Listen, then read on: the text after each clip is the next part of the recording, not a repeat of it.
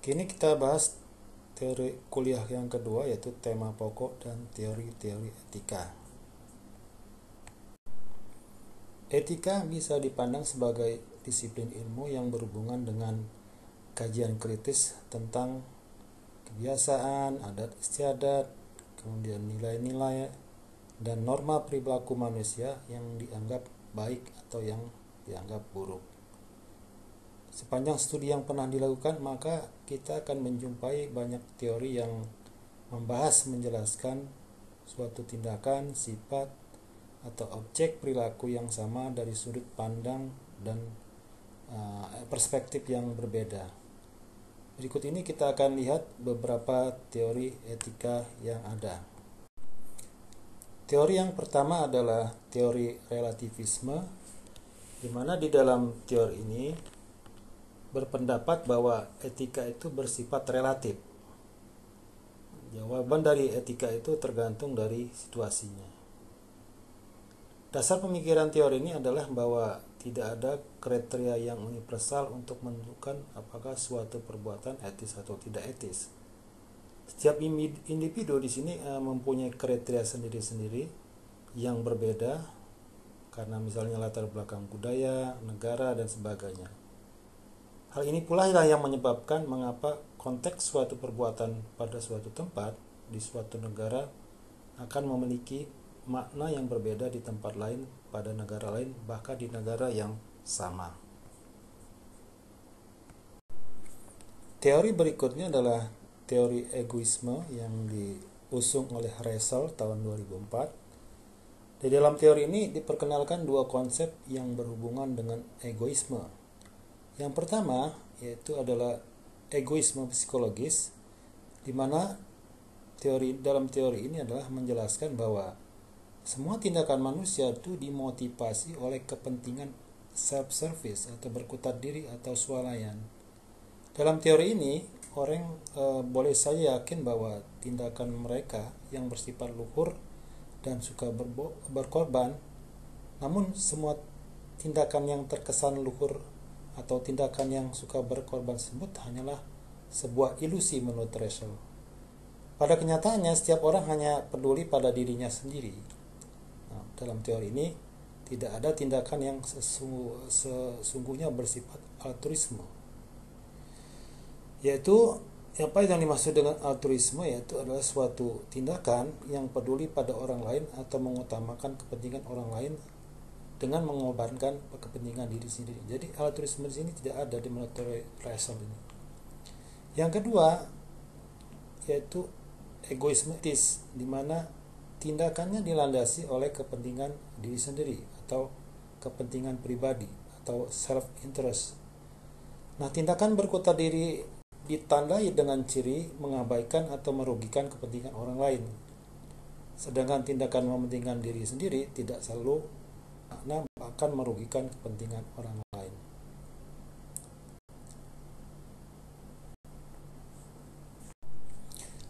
Bila kita cermati, maka ada sejumlah elemen yang dapat dijadikan pokok-pokok pandangan pemikiran aliran egoisme etis. Yang pertama adalah egoisme etis itu tidak mengatakan bahwa orang harus membela kepentingannya sendiri maupun kepentingan orang lain. Yang kedua, egoisme etis hanya berkeyakinan bahwa satu-satunya tugas adalah untuk kepentingan sendiri. Sedangkan yang ketiga adalah meski egoisme etis itu berkeyakinan bahwa satu-satunya tujuan adalah membela kepentingan diri, namun egoisme etis juga tidak mengatakan bahwa Anda harus menghindari menolong orang lain. Menurut paham egoisme etis, tindakan menolong orang lain dianggap sebagai tindakan untuk menolong diri sendiri, karena mungkin saja kepentingan orang lain tersebut berkaitan dengan kepentingan diri sendiri. Sehingga dengan menolong orang lain sebenarnya adalah dalam rangka bertujuan memenuhi keuntungan diri sendiri. Dengan demikian, bila kita simpulkan, paham egoisme etis adalah apabila ada tindakan yang menguntungkan orang lain, maka keuntungan bagi orang lain ini bukanlah alasan untuk membuat tindakan itu dilakukan, atau tindakan itu sebagai yang dianggap etis yang benar. Yang membuat tindakan itu benar menurut paham ini adalah bahwa kenyataannya tindakan itu menguntungkan diri sendiri. Ada dua alasan yang mendukung kenapa orang menggunakan teori egoisme. Yang pertama adalah adanya argumen bahwa altruisme adalah tindakan menghancurkan diri sendiri. Tindakan peduli pada orang lain ini merupakan gangguan yang ofensif bagi kepentingan sendiri. Kemudian cinta kasih kepada orang lain juga dalam paham ini akan merendahkan martabat dan kehormatan orang tersebut. Alasan yang kedua adalah bahwa pandangan terhadap kepentingan diri sendiri adalah pandangan yang paling sesuai dengan moralitas akal sehat.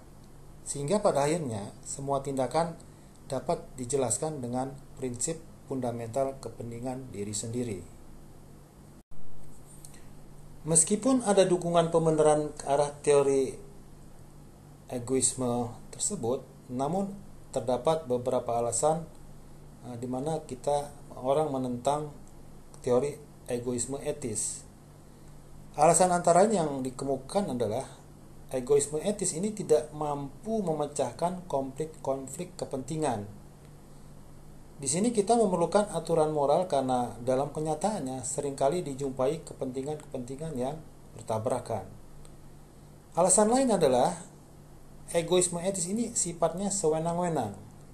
Jadi egoisme etis ini dapat dijadikan sebagai pembenaran atas timbulnya paham-paham seperti rasisme dan sebagainya seperti yang terjadi pada zaman Perang Dunia ke-1 ya. Ini adalah alasan kenapa orang menolak teori egoisme etis. Teori berikutnya adalah teori utilitarianisme, di mana di dalam teori ini suatu tindakan dikatakan baik jika membawa manfaat bagi sebanyak mungkin anggota masyarakat. The greatest happiness of the greatest number. Nah, dalam paham utilitarianisme ini dikembangkan argumen dalam bentuk beberapa konsep sebagai berikut. Yang pertama adalah ukuran baik tidaknya suatu tindakan ini dapat kita lihat dari akibat atau konsekuensi atau tujuan dari tindakan tersebut. Apakah memberi manfaat atau tidak. Kemudian dalam mengukur akibat suatu tindakan, maka parameter tunggal yang digunakan adalah jumlah kebahagiaan atau jumlah penderitaan yang diperoleh. Kemudian konsep yang ketiga adalah di sini. Kesejahteraan ini sama pentingnya bagi setiap orang. Jadi persamaan dalam mendapatkan kesejahteraan. Perbedaan paham utilitarianisme dengan paham egoisme etis ini terletak pada siapa yang memperoleh manfaat. Pada egoisme etis melihat dari sudut pandang kepentingan individu, sedangkan pada paham utilitarianisme dilihat dari sudut pandang kepentingan orang banyak. Ada beberapa kritik terhadap teori utilitarianisme. Yang pertama bahwa di sini utilitarianisme hanya menekankan tujuan atau manfaat pada pencapaian kebahagiaan duniawi. Artinya di sini paham ini mengabaikan aspek-aspek rohani. Kemudian kritik yang kedua adalah prinsip utilitarianisme ini mengorbankan prinsip keadilan. Artinya ada hak-hak individu atau minoritas dikorbankan untuk kepentingan mayoritas atau untuk kepentingan orang banyak. Paradigma teori berikut ada teori deontologi, di mana di dalam teori deontologi ini berbeda dengan paham egoisme dan paham utilitarianisme, di mana kedua paham terakhir ini sama-sama menilai baik buruknya suatu tindakan ini dari kemampuannya memberi manfaat, apakah itu terhadap individu ini pada teori egoisme atau untuk orang banyak dalam teori utilitarianisme.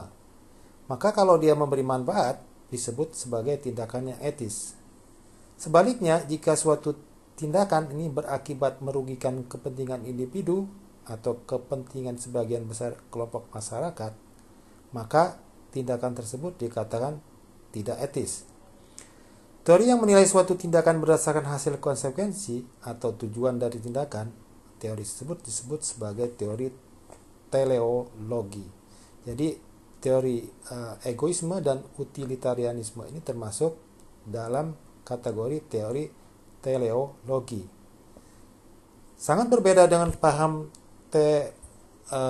teleologi yang menilai etis tidaknya suatu tindakan berdasarkan hasil atau tujuan atau konsekuensi suatu tindakan. Maka pada paham deontologi justru mengatakan bahwa etis atau tidaknya suatu tindakan ini tidak ada kaitannya sama sekali dengan tujuan atau konsekuensi atau akibat dari tindakan tersebut. Dalam teori deontologi ini, konsekuensi suatu tindakan ini tidak boleh menjadi pertimbangan untuk menilai tindakan tersebut etis atau tidak. Peneliti Immanuel Kant berpendapat bahwa kewajiban moral harus dilaksanakan demi kewajiban itu sendiri, bukan karena keinginan untuk memperoleh tujuan kebahagiaan, dan juga bukan karena kewajiban moral karena dia diperintahkan oleh Tuhan. Di dalam konsep ini, moralitas itu hendaknya bersifat otonom, artinya tidak dipengaruhi oleh faktor lain. Dan ini harus berpusat pada pengertian manusia berdasarkan akal sehat yang dimiliki manusia itu sendiri. Sehingga di sini ada kewajiban moral yang mutlak yang bersifat rasional. Nah, meskipun teori deontologi ini tidak lagi mengkaitkan kriteria kebaikan moral dengan tujuan tindakan sebagaimana teori sebelumnya, yaitu teori egoisme dan teori utilitarianisme, namun teori deontologi ini juga mendapat kritikan terutama dari kalangan ahli agama. Penelitian ini mencoba membangun teorinya hanya berdasarkan pemikiran rasional. Jadi teori ini hanya rasionalis ya, dengan mengangkat bahwa manusia ini bermartabat, dengan berangkat bahwa asumsi bahwa manusia bermartabat, maka setiap perlakuan manusia terhadap manusia lainnya harus dilandasi oleh kewajiban moral universal. Tidak ada tujuan lain selain mematuhi kewajiban moral demi kewajiban itu sendiri.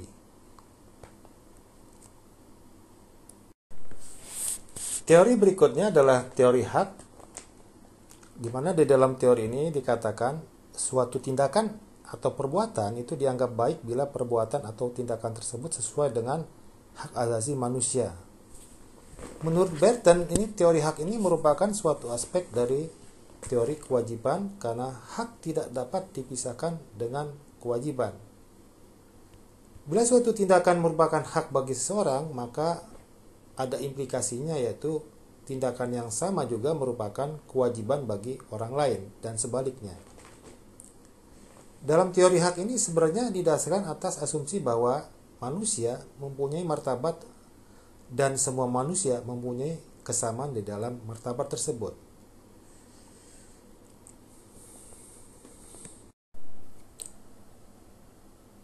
Hak asasi manusia itu didasarkan atas beberapa sumber otoritas. Yang pertama adalah hak hukum atau legal rights. Di dalam legal rights ini adalah hak yang didasarkan atas sistem hukum atau yurisdiksi suatu negara, di mana sumber hukum tertinggi suatu negara adalah Undang-Undang Dasar negara yang bersangkutan. Kemudian yang kedua yang mendasari hak asasi manusia adalah hak moral atau kemanusiaan atau human right. Di dalam hak ini dihubungkan dengan pribadi manusia secara individu, atau di dalam beberapa kasus dihubungkan dengan kelompok, bukan dengan masyarakat dalam arti luas. Hak moral di sini berkaitan dengan kepentingan individu sepanjang kepentingan individu tersebut tidak melanggar hak-hak orang lain. Kemudian sumber yang ketiga adalah hak kontraktual atau contractual right. Di dalam hak kontraktual ini diikat individu-individu yang membuat kesepakatan atau kontrak bersama di dalam wujud hak dan kewajiban pada masing-masing pihak yang terdapat di dalam kontrak tersebut. Teori hak atau yang lebih dikenal dengan prinsip HAM ini mulai banyak mendapat dukungan masyarakat, termasuk juga dari PBB. Di sini piagam PBB sendiri merupakan salah satu sumber hukum penting dalam penegakan hak asasi manusia. Di dalam piagam PBB ini disebutkan ketentuan umum tentang hak dan kemerdekaan setiap orang. PBB ini telah mendeklarasikan prinsip-prinsip hak asasi manusia pada tahun 1948, di mana dikenal dengan nama Universal Declaration of Human Rights. Diharapkan semua negara di dunia ini dapat menggunakan deklarasi ini sebagai dasar penegakan HAM dan sebagai dasar pembuatan undang-undang atau peraturan yang berkaitan dengan penegakan HAM. Pada intinya di dalam human right tadi diatur hak-hak kemanusiaan, diantaranya adalah hak mengenai kehidupan, kemudian kebebasan dan keamanan, kebebasan dari penahanan, dari penangkapan atau dari pengasingan yang sewenang-wenang. Di sini juga diusung hak memperoleh peradilan umum yang bebas, yang independen dan tidak berpihak, dan juga kebebasan di dalam mengeluarkan pendapat. Kemudian juga di sini ada di dalam human right ini juga kebebasan untuk menganut agama, kemudian menentukan sesuatu yang baik dan buruk menurut nuraninya, serta kebebasan di dalam berkelompok secara damai. Teori berikutnya adalah teori keutamaan atau virtue theory. Di dalam teori keutamaan ini berangkat dari manusianya menurut Bertens. Di dalam teori keutamaan ini tidak ditanyakan lagi tindakan mana yang etis dan tindakan mana yang tidak etis. Di dalam teori ini tidak mempermasalahkan apakah suatu tindakan, tetapi hanya berangkat dari pertanyaan mengenai sifat atau karakter-karakter yang harus dimiliki oleh seorang agar dia bisa disebut sebagai manusia yang utama, atau lebih mengutamakan sifat-sifat atau karakter yang mencerminkan manusia yang baik, atau di mana suatu karakter utama, di mana suatu karakter yang bukan utama.